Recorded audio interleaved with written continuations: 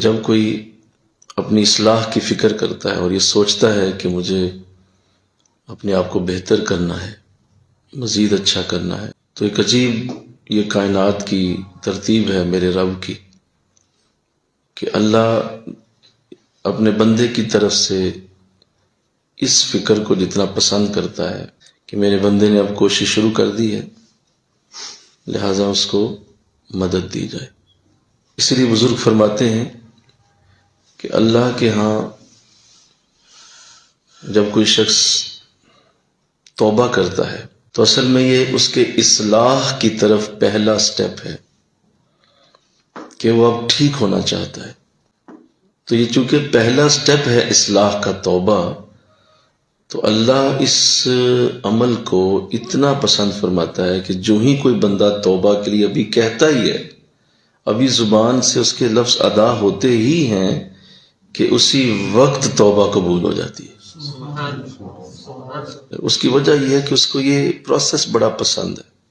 وہ کہتا ہے میرے بندے نے سٹیپ لیا ہے صحیح ہونے کے لیے،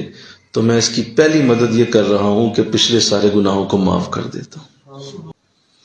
دوسرے نمبر پہ اللہ یہ دیکھتا ہے کہ میرا بندہ کتنا سنجیدہ ہے اپنی اصلاح میں،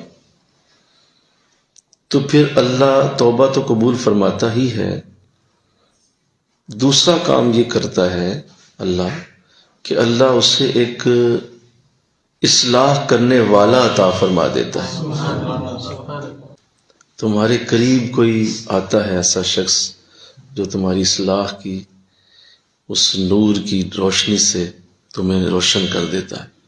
تیسرے نمبر پہ یہ ہوتا ہے کہ جب کوئی اصلاح کی کوشش کرتا ہے اور اپنے آپ کو بہتر کرنے میں لگ جاتا ہے، نہ صرف اللہ اس کی توبہ قبول فرماتا ہے، نہ صرف اس سے اللہ ایک مرشد عطا فرماتا ہے، بلکہ وہ اس مرشد کے زیر تربیت بھی رہنا شروع ہو جاتا ہے۔ تو یہ اصلاح کا پروسیس ہے، اور جو کوئی اس میں سے گزرے گا ضرور اسے اللہ اصلاح کے سارے موقع عطا کرتا ہے، اور ضرور ایک وقت آتا ہے کہ یہ دروس اس کے لیے ساری زندگی کی نعمت اور برکت بن کے سامنے آتے ہیں۔